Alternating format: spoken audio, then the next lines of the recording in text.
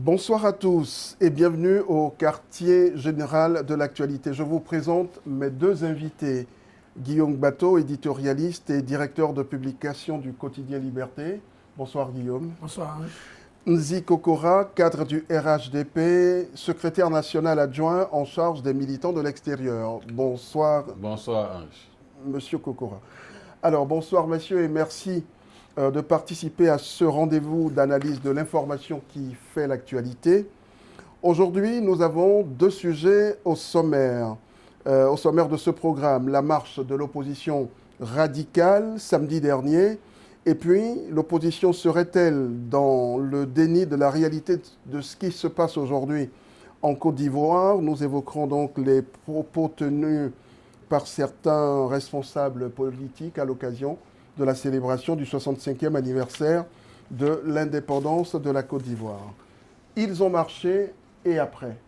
Alors, samedi dernier, l'opposition a pris la rue pour exprimer ses revendications. Il serait, selon les organisateurs de la marche, 150 000. Pour la police, il n'était que 6 000. Mais au-delà de cette guerre des chiffres, Guillaume Bateau, qu'est-ce que l'opposition en fait a gagné après cette mobilisation qui s'est déroulée sans casse, sans incident, dans la bonne humeur? Je crois que l'opposition, ce qu'elle a gagné déjà, c'est de se rassurer elle-même. Parce que vous voyez, ces dernières semaines, tout allait un peu dans tous les sens. Hein. On ne savait plus qui faisait quoi. La marche avait été... D'abord, le préfet d'Abidjan avait souhaité le report. Il y avait un peu de cacophonie. Dans la foulée, beaucoup de responsables de l'opposition, il y a eu les violences de Yopougon. Beaucoup de responsables de l'opposition ont été auditionnés pendant des heures à la préfecture de police.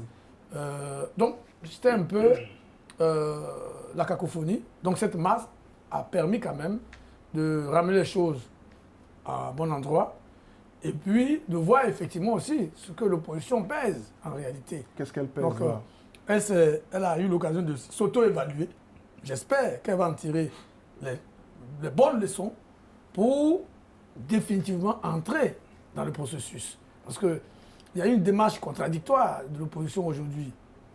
Elle est engagée notamment dans les parrainages pour ces différents candidats, y compris ceux qui ne sont pas éligibles.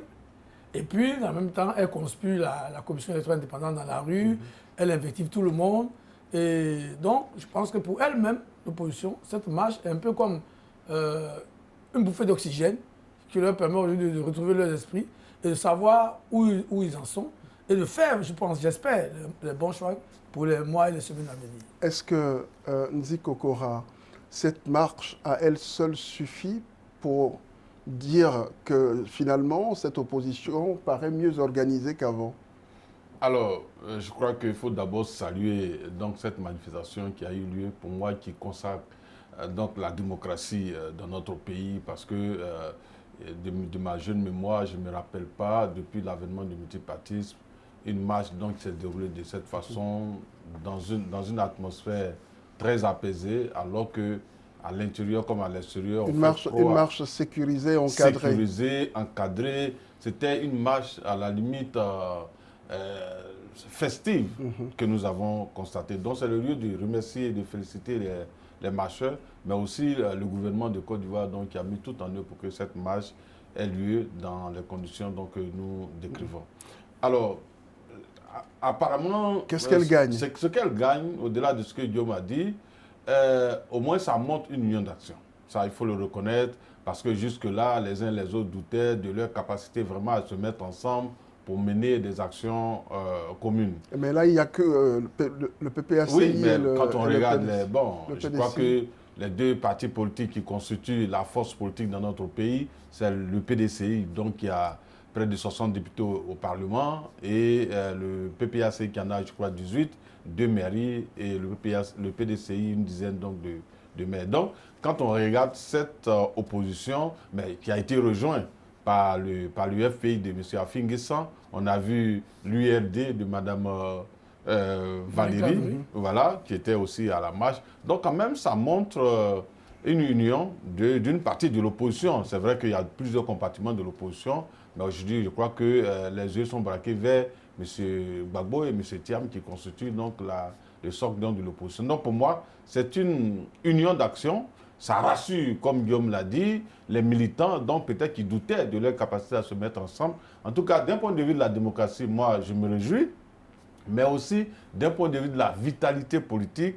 Mais ça déconstruit tout le discours qui fait croire que la Côte d'Ivoire est en feu et que l'environnement politique est dans une forte tension. Mais quand on voit ça, et le monde entier nous regarde, mais disent, mais attends, ce pays qu'on nous décrit sur les chaînes de télé, mais la réalité est tout autre. Parce que, vous savez qu'on n'a pas vu ça au Sénégal. Lorsque Sonko voulait être candidat, c'était le Dakar, Ziguinchor, qui était à feu et à sang. Et on peut le voir au Mali, on peut le voir au Cameroun, au Mali, on ne peut pas marcher. Au Burkina Faso, pas du tout. Et au Gabon. Et dans plusieurs pays d'Afrique, vous ne pouvez pas constater de telles manifestations. Donc, vraiment, bravo à la Côte d'Ivoire qui gagne et qui montre que sur la voie de la démocratie, elle fait vraiment de grands pas. Alors, le grand défi, c'était quand même, quelque part, d'avoisiner ou de tenter de battre le record des BIMP. Oh, bon, non, mais je pense que personne ne croit sérieusement que cette position, même si mon ami Kokora estime qu'elle était unie, mais il ne faut pas oublier que le CAPSI, qui comprenait surtout, en plus de la figure de M. Thiamé du PDCI, avec Simone Gbagbo et Charles Blé Goudé, n'était pas à la marche. Déjà, donc, cette union que tu salues peut-être à juste titre, est une union à minima, on va le dire. On a vu aussi que M. Awa Dombelo, qui vient de déclarer sa candidature et qui était cadre du PPAC, on a vu le traitement qui lui a été réservé, lui non plus n'était pas à la marche. On a même vu une partie des marcheurs conspuer Charles Blé Goudé copieusement, à s'en prendre à Charles Blé Goudé comme si Charles Blé Goudé était le RHP ou Alassane Ouattara. Donc, cette opposition a montré, comme je l'ai dit, donc personne ne pouvait penser qu'il pouvait faire plus que Ebempe. Parce que, rappelez-vous, à Ebempe, non seulement le stade était archi-comble, le gradin, la pelouse, mais il y avait sinon, à peu près autant de personnes dehors. Donc, ce n'était pas comparable. Et ce qui fait d'ailleurs que, vous avez évoqué, monsieur, la guerre des chiffres. On ne sait plus quel chiffre retenir.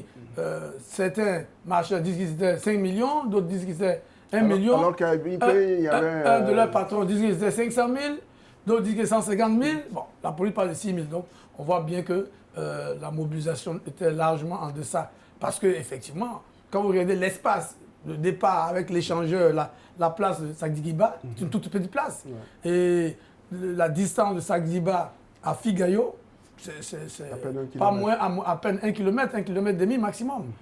Donc, avec les travaux de part et d'autre, avec l'encadrement de la police de part et d'autre, c'était juste un petit tunnel. Donc, il ne faut pas être euphorique. Il ne faut pas être euphorique, c'est loin, loin, loin de la mobilisation des BNP. Alors, qui sont ceux qui ont donc, vous en parliez un peu tout à l'heure, qui sont ceux qui ont donc marché samedi dernier? Alors, ceux qui ont marché, comme je l'ai dit, c'est le PPACI, le PDCI, RDA, le FPI et puis l'URD. Comme Dieu a raison, en fait, parce que l'opposition, on ne peut pas dire que toute l'opposition est unie.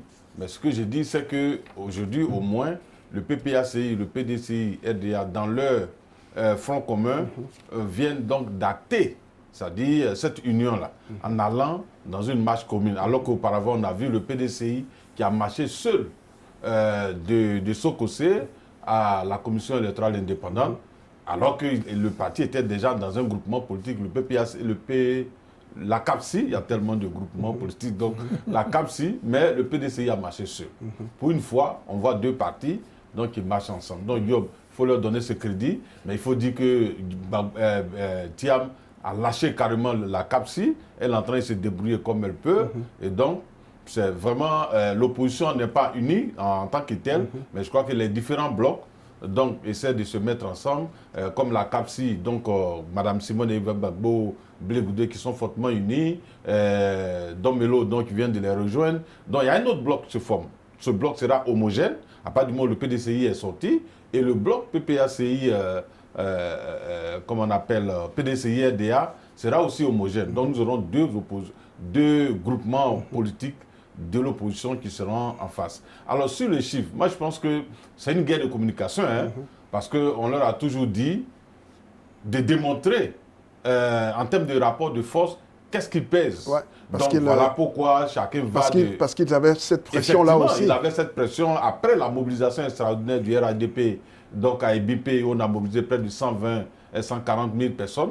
Donc le défi était lancé pour l'opposition, en tout cas précisément pour le PPACI. On dirait que la barre était trop haute. Mais non, c'était trop haut. Ça, comme Diom l'a dit, ils se sont mis ensemble, c'est une bonne chose, c'est une bonne image pour notre démocratie, notre jeune démocratie. Mais en termes de chiffres, ce n'est pas plus de 6 000. Parce que quand vous regardez Sagidiba, Fugayo, c'est 1 km.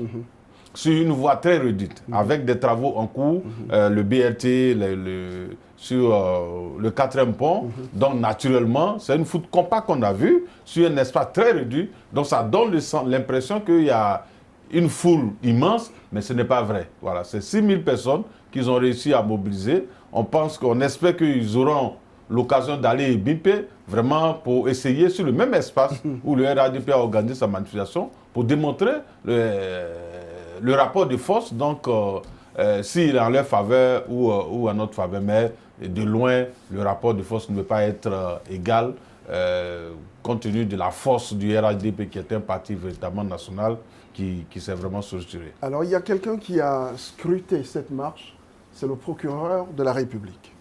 Hier, il était sur un plateau de télé, il a été clair et ferme, et je le cite, « En ma qualité de procureur de la République, de garant de l'ordre public, il m'appartient de siffler la fin de la récréation. Nous sommes arrivés à un stade où il faut mettre fin aux dérives langagières qui ne cessent de troubler l'ordre public, qui ne cessent de mettre à mal la cohésion nationale.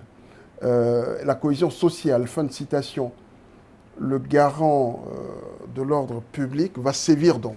Guillaume Bateau. Oui, je pense que moi je salue l'intervention du procureur de la République parce qu'il faut aussi que dans notre pays, on commence à être républicain. Voilà.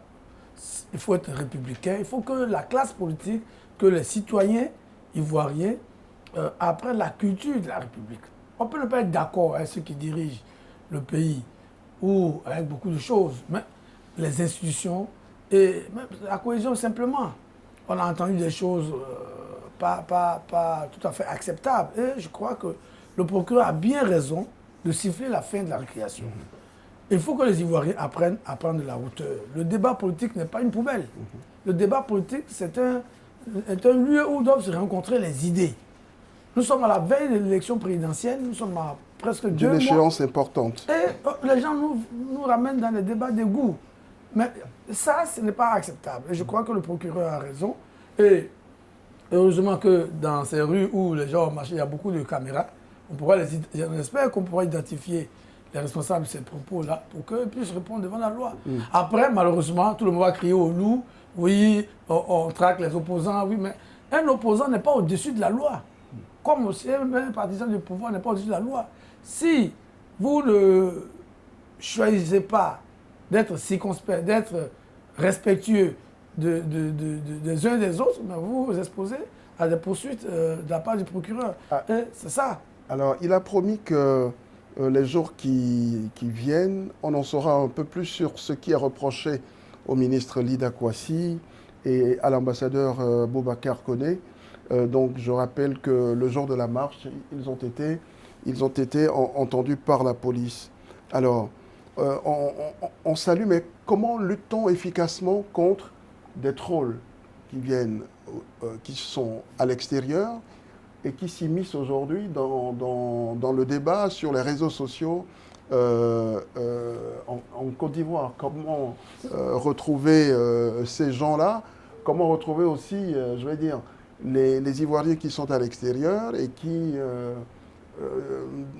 depuis un moment, déversent un certain nombre de choses, je dirais, assez désagréables sur les réseaux sociaux. C'est vrai, le procureur de la République veut sévir, mais le danger n'est pas qu'ici, il vient aussi de l'extérieur. Il y a une loi. D'abord, il faut savoir qu'il y a une loi qui régente tout ce système-là.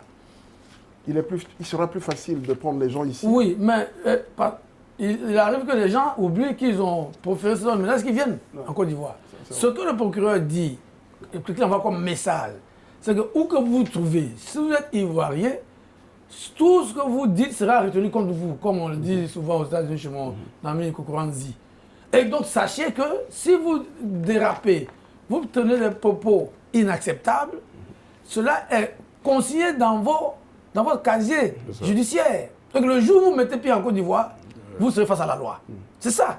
Donc ceux qui sont à l'extérieur peuvent penser ils ont une certaine immunité, mais c'est une immunité virtuelle. Parce que le jour où ils mettront pied en Côte d'Ivoire, ils seront face à la loi. Nous avons vu récemment le cas du responsable politique malien qui, dans son Mali natal, disait tout et n'importe quoi. Mais le jour où il est venu en Côte d'Ivoire, il a oublié qu'il avait proféré ce nombre de choses. Il a été pris. Par le passé, je ne citerai pas de nom, d'autres cyberactivistes qui avaient aussi dit ce genre de choses. Quand ils sont venus en Côte d'Ivoire, ils ont été pris. Donc, il faut que nos compatriotes et tous ceux qui s'intéressent à la vie politique publique dans notre pays sachent que tout ce qu'ils diront sera tenu contre eux. Ceux qui sont en Côte d'Ivoire, ils sont les plus exposés, et ça va vite se faire, mais même ceux qui sont à l'extérieur, il n'y aura pas d'impunité, même si vous êtes à l'extérieur. Parce qu'un jour, parce que l'État a une mémoire, une mémoire solide. Donc, le jour où ils mettront pied à Abidjan, ou dans un pays où on pourra les faire venir en Côte d'Ivoire, ils seront face à la loi. La vraie difficulté aujourd'hui pour nos jeunes États, c'est cet environnement-là aussi que crée, cette atmosphère que créent aussi les réseaux sociaux. Oui, effectivement. Vous savez, nous sommes passés dans un autre monde où la communication n'est plus l'affaire des seuls États. La communication traditionnelle s'est terminée. Aujourd'hui, chaque individu citoyen a sa propre télévision. Il a sa caméra, il fait ce qu'il veut avec cette caméra. Donc vraiment, la communication devient non seulement une arme, donc très à but, je vais dire, économique, à but éducatif, mais aussi une arme de destruction. Donc si on ne sait pas l'utiliser, effectivement, ça va créer beaucoup de problèmes. Alors la question que vous posez concernant la Côte d'Ivoire, effectivement, ceux qui sont à l'extérieur sont beaucoup plus nuisibles que ceux qui sont en interne, puisqu'ils échappent au contrôle donc, du procureur de la République et donc mais des qui a forces... promis pouvoir les retrouver, et donc, où qu'ils soient. Voilà, où qu'ils soient. Mais là, la procédure devient longue. Oui. Il faut une commission rogatoire avec la coopération et puis, il faut voilà, ça. Donc tout ça, ça devient long. Et quand on connaît la lenteur souvent donc, de ces États en termes donc, de justice, ils prennent beaucoup de précautions, ils se disent que les États africains ne sont pas suffisamment donc, démocratiques, où ils garantissent donc, les droits des uns et des autres. Donc souvent, ils sont réticents. Moi, j'ai connaissance de plusieurs affaires donc, qui ont été portées devant ces États-là, concernant les mêmes mauvaises informations ou intoxications, mais qui n'ont pas prospéré. On a l'histoire donc du célébrissime cyberactiviste paix à son âme Bob Lee qui était aux États-Unis, mais même les Burkinabés, leur ambassade avait saisi l'État, mais cette affaire a traîné, ça n'a rien porté de donner comme résultat. Je me rappelle la guerre, mais le Premier ministre Ahmed Bakayoko avait porté plainte contre elle, mais l'affaire n'est allée nulle part. Donc, le sachant, ils utilisent à fond ces choses. Et puis, dans ces pays, il faut reconnaître que les avocats, les ONG sont là, ils n'attendent que ces situations pour essayer de défendre les individus, juste pour vraiment se faire un peu de publicité. Donc, plus vous portez plainte contre eux, quand ils le savent, mais ils deviennent célèbres, ils vont encore continuer la communication et souvent, c'est à leur profit. Donc, le plus important, comme Diom l'a dit, c'est de prendre des mesures. Comme ce sont des Ivoiriens et que dans tous les cas de figure, un jour viendront dans leur pays, donc quand il y a des plaintes donc, contre eux, mais quand ils arrivent, l'État met la main sur eux. Il y a plusieurs cas. Moi je vais citer des gens. Hein. Il y a une jeune dame sur les réseaux sociaux qui a fait du Simone Gbagbo bashing, des injures très graves, donc qui est du PPACI à l'aide Zaté. Mais quand elle est arrivée, avec la plainte de la dame, ils ont mis la main sur elle. Elle a fait la prison, je crois qu'elle doit payer près de 50 millions comme amende à la dame. Il y a plusieurs personnes comme ça, Peter 007, observateurs. Vraiment, il y a plein d'Ivoiriens qui ont été pris dans ce cadre. Donc, il faut qu'ils sachent qu'ils ne sont pas à l'abri. Même si momentanément, l'État n'a pas, au nom donc de nos frontières où nos pouvoirs sont limités à l'intérieur, mais il faut qu'ils sachent qu'ils ils ne sont pas couverts par une immunité totale. Mais ce qui est aussi intéressant, c'est que le procureur a promis que tous les camps politiques sont concernés. Effectivement, Donc, la que ce loi soit étant ce qu'elle est, Voilà. nul n'est au-dessus de la loi, et puis la loi n'a pas de couleur. Moi, je le dis toujours, chaque fois que, parce que je suis très réseaux sociaux également, donc chaque fois que je prends la parole, j'ai l'occasion de parler à mes militants, je leur dis de faire attention. Parce que la loi, c'est la loi. Si vous diffamez quelqu'un, vous prononcez des paroles xénophobes, racistes, mais vous serez face à vos responsabilités. Et ça, il nous appartient à tous, responsables politiques et acteurs de la société civile, journalistes, donc d'attirer l'attention des uns des autres. Parce que souvent aussi, c'est par ignorance que beaucoup le font. Ils pensent que la liberté d'expression, c'est de dire tout ce qu'on pense. De faire n'importe quoi. Heureusement que le procureur est passé sur le plateau, où il a cité l'article 19, que peut-être beaucoup ignoraient, et il s'arrête à la ligne 1, dit la liberté d'expression est garantie par la Constitution, mais il ne regarde pas les autres alinéas. Et puis, sur la base de ça, ils disent tout et n'importe quoi, alors que la liberté d'expression, elle est encadrée, parce que la dignité des uns des autres aussi est protégée par la même Constitution. Est-ce que, Guillaume Bateau, est-ce que les partis politiques ne devraient pas, eux aussi, faire beaucoup de pédagogie dans ce sens? Oui, bien entendu. Mais je crois qu'au-delà même des partis politiques, chaque individu doit balayer devant sa porte. Avant de militer dans un parti politique, vous êtes un citoyen, vous êtes un chef de famille, vous êtes un frère et une sœur. Voilà. Il faut que les Ivoiriens commencent à avoir la culture de la responsabilité. On ne reste pas éternellement enfant. Et c'est parce qu'on est fâché pour telle ou telle raison qu'on va dire ce qu'on veut. Donc, il y a cette prise de conscience individuelle qui doit d'abord prévaloir. Ensuite, effectivement, les partis politiques doivent mettre leurs militants devant leurs responsabilités. Pour dire, ce n'est pas parce que vous êtes un opposant ou même un partisan du parti au pouvoir que vous êtes exemple de la loi. Non, pas du tout. Face à la loi, votre parti politique ne vous couvrira pas. Donc, ils doivent aussi éduquer, former leurs militants. On l'a dit souvent ici que beaucoup de nos militants, beaucoup de responsables, y compris à un certain niveau de responsabilité dans nos partis politiques, n'ont pas la formation requise.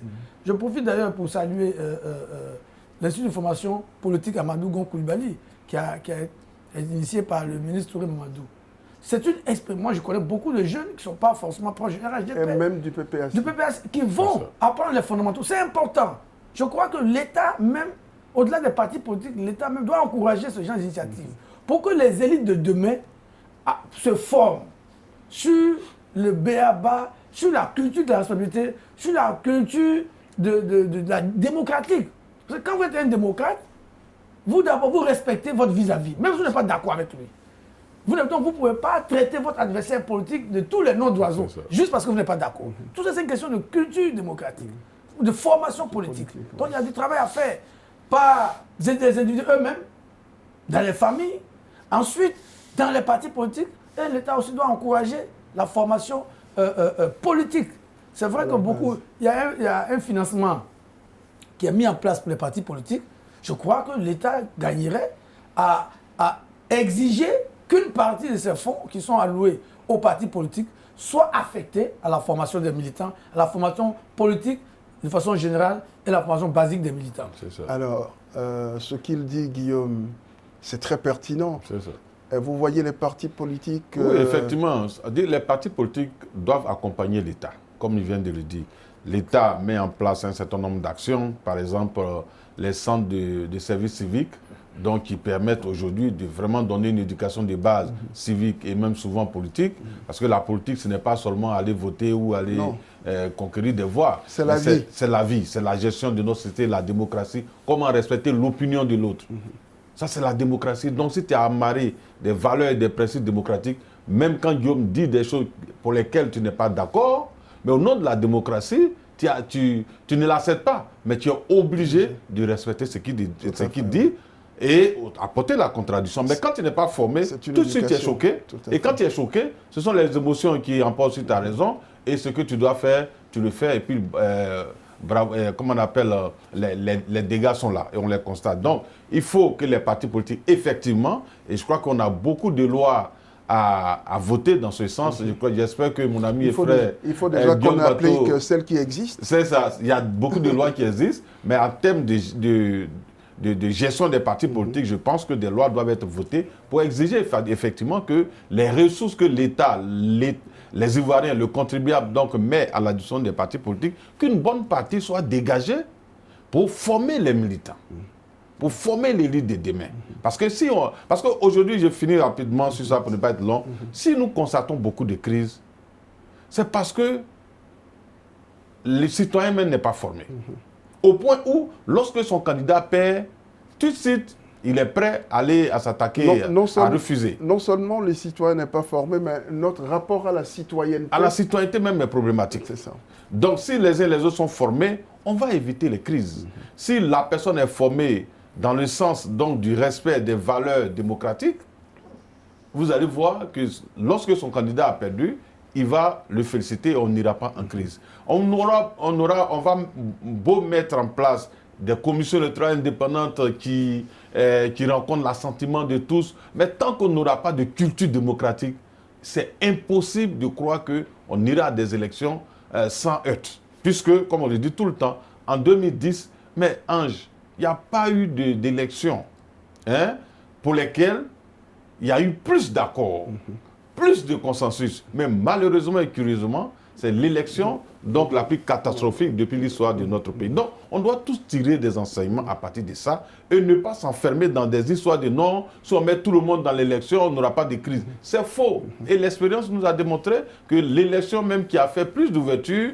a été malheureusement l'élection la plus meurtrière dans notre pays. Donc il faut penser véritablement. C'est pas que l'ouverture. C'est pas que l'ouverture est une C'est pas que l'ouverture. Donc il faut former les citoyens. Même l'élite, ceux qui font la politique, il faut les former parce que beaucoup font la politique sans même être formés à la base, à la chose politique. Donc il faut former tout ça. Et j'adhère donc à la proposition de Guillaume qui dit qu'il faut que les financements, peut-être il va falloir les augmenter, mais aussi exiger que des enveloppes soient dégagées par les partis politiques pour former leurs militants. Alors, quelques heures après la marche, M. Tidjane Thiam a réagi.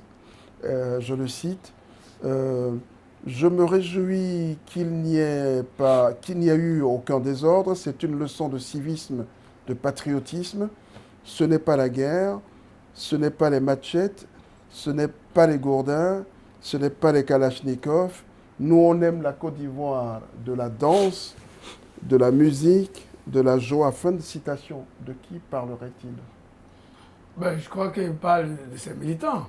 Il dit que ses militants aiment la joie, mais je crois que tous les Ivoiriens aiment leur pays. Mais il parle de guerre, il parle de... Oui, à contrario, il veut insinuer, si je peux m'exprimer ainsi, que les autres font la guerre, etc. etc. Moi, je crois qu'on n'a pas besoin de cela. Monsieur Thiam se félicite de ce que la marche soit déroulée en toute quiétude. Et je crois que tous les Ivoiriens devaient se féliciter, comme M. Kokora l'a dit à l'entame de son propos.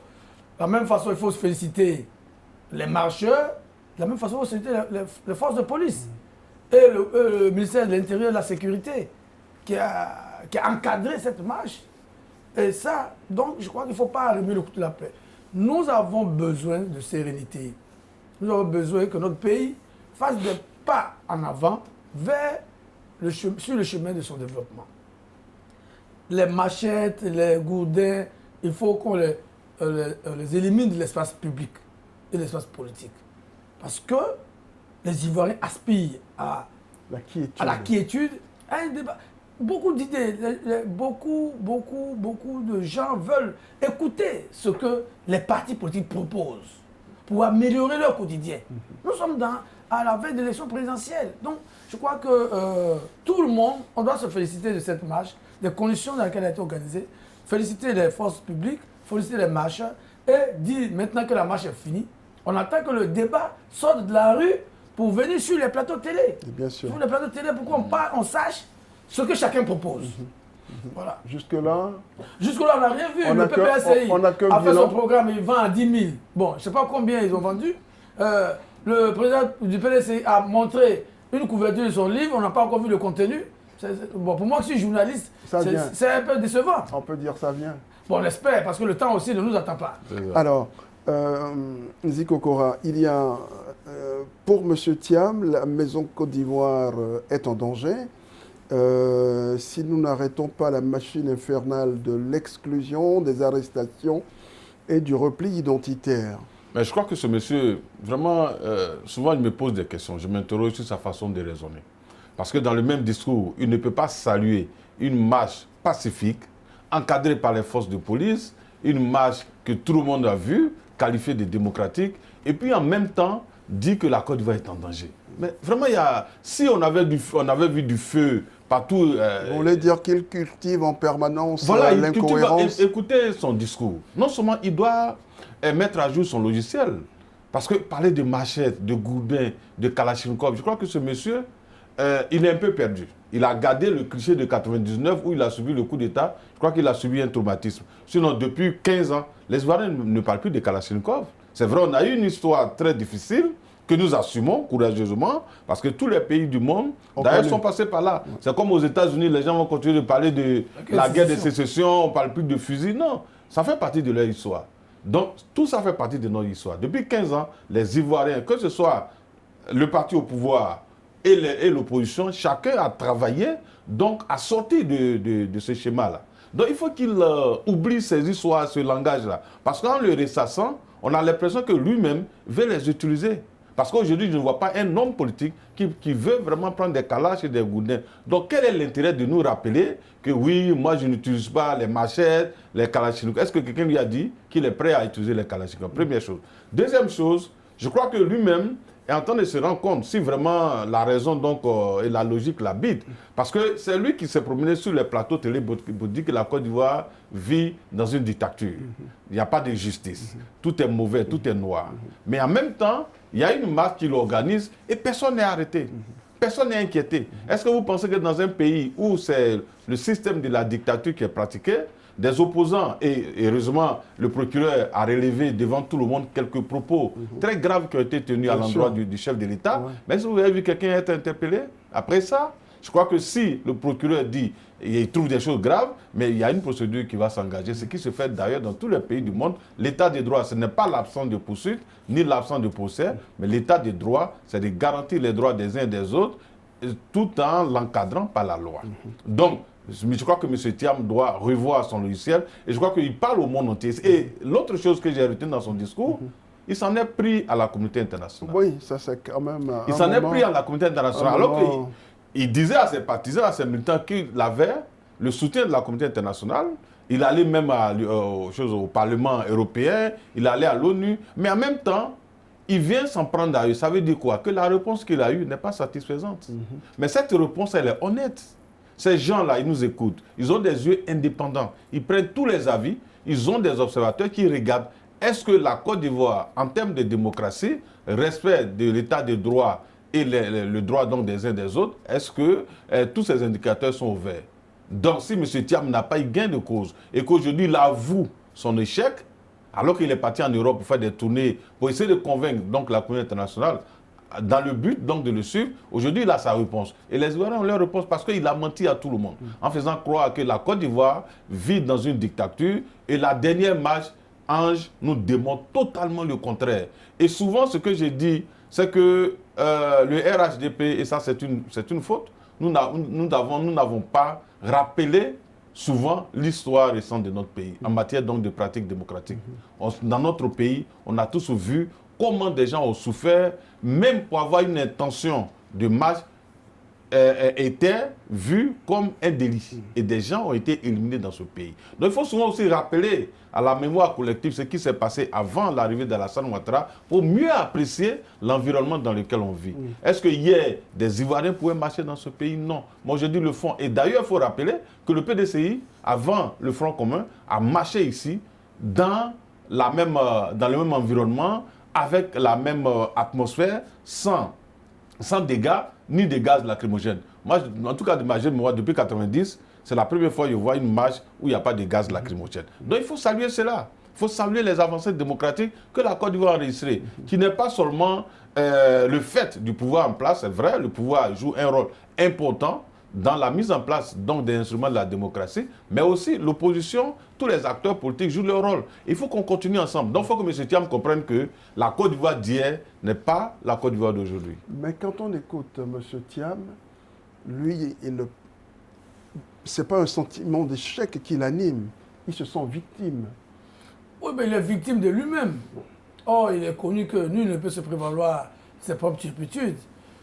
Je crois que il faut que le débat, et souvent c'est le problème que nous avons en Côte d'Ivoire, le débat n'est pas suffisamment clair.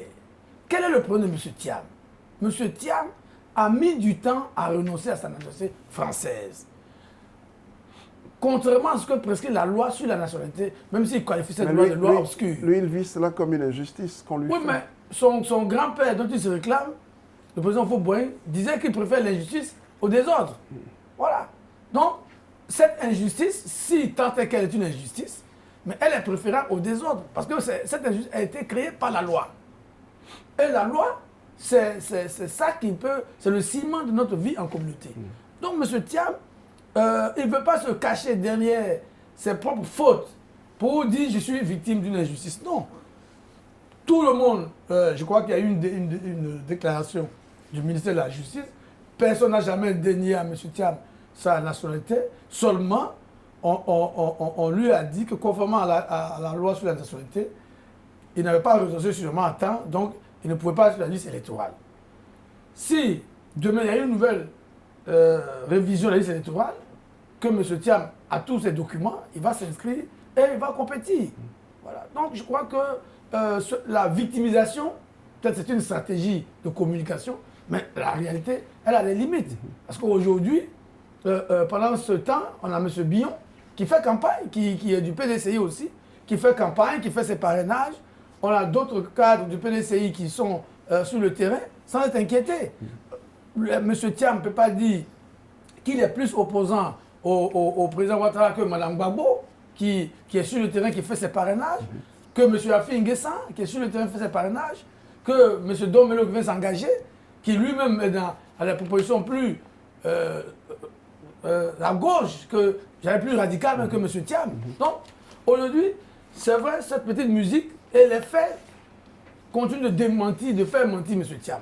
C'est ça qui est un peu sa difficulté. Alors, il veut aussi plus de dialogue. Mais comment comprendre qu'il veuille, avec son parti, une certaine ouverture au dialogue, en même temps que, on en parlait tout à l'heure, CAP, CI, leur coalition, choisit de discuter avec le RHDP, mais le PDCI est absent. Comment comprendre ça? En réalité, moi je pense que M. Thiam, il ne s'est même pas préparé pour aller aux élections. Donc vous voyez, c'est la raison pour laquelle il soulève tous les arguments. Et venant de lui, il n'est pas une contradiction près. Voyez-vous, chaque fois qu'il a tort dans une affaire, il se victimise, comme Guillaume l'a dit.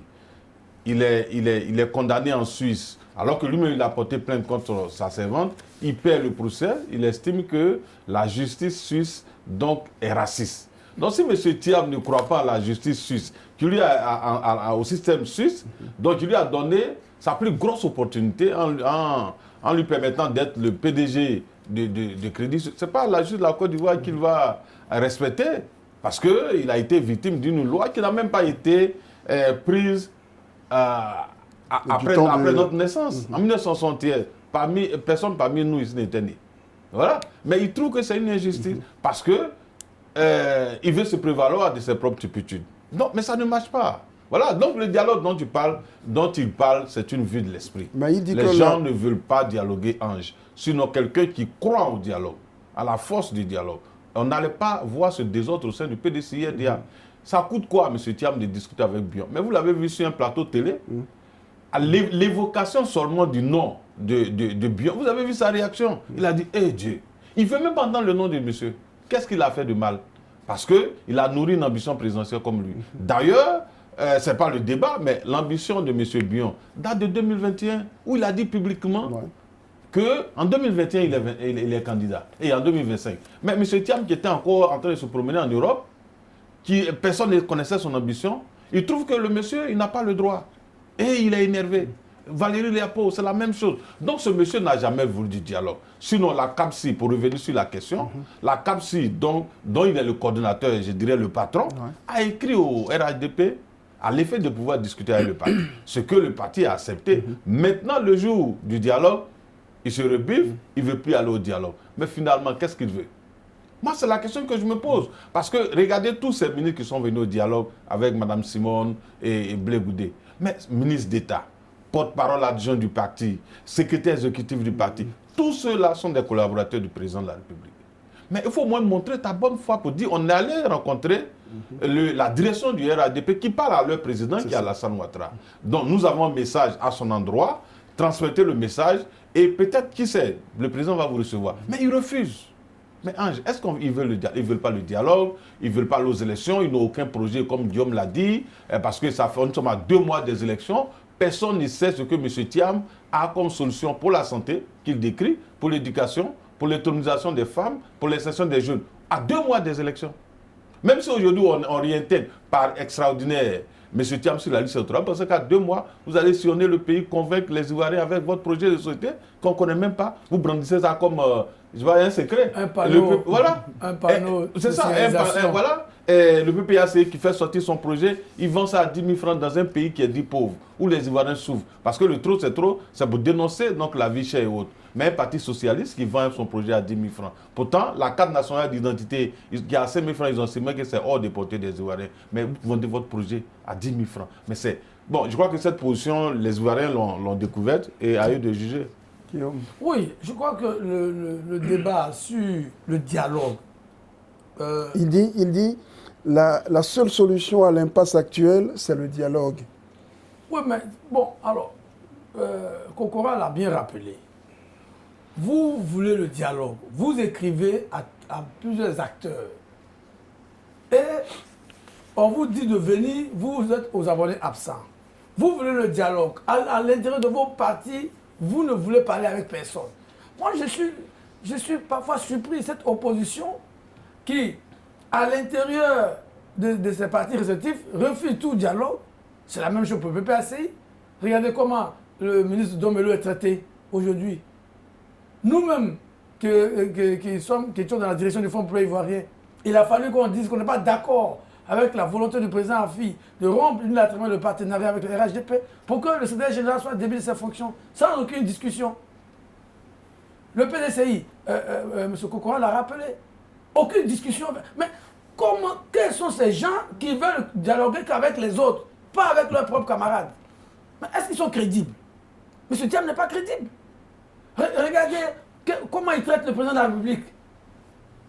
Regardez mais vous voulez discuter avec quelqu'un, vous passez votre journée à l'insulter? Moi, je suis surpris. Au début, on nous a dit que M. Thiam, nous, on avait pensé qu'il était modéré, tempéré, élégant, mais on ne le reconnaît plus. On ne le reconnaît plus. Mais si vous voulez discuter, moi, je veux discuter avec vous.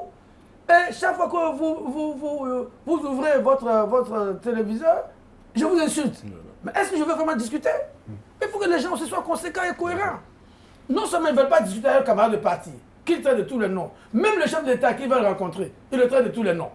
Vraiment, il faut que les gens sachent ce qu'ils veulent. Il faut que les gens sachent ce qu'ils veulent. Et moi, personnellement, quand je regarde tout cela, je me dis, l'opposition ivoirienne n'a pas de projet, n'a rien préparé, au contraire, veut créer un environnement insurrectionnel. Et le gouvernement a bien fait d'autoriser cette marche pour que tout le monde voit. Parce que finalement, ce qui se profilait à l'horizon, c'était la chienlit, avec les éléments de Yopougon. Si on avait interdit cette marche, tout le monde a marché, ils sont rentrés chez eux tranquillement. Donc finalement, qui veut dialoguer? Je ne crois pas que ce soit l'opposition. Voilà, c'est la fin de ce rendez-vous. Ndi Kokora, merci. Guillaume Bateau, merci. On se retrouvera certainement très vite autour de l'actualité. Merci. Bon après-midi. Merci.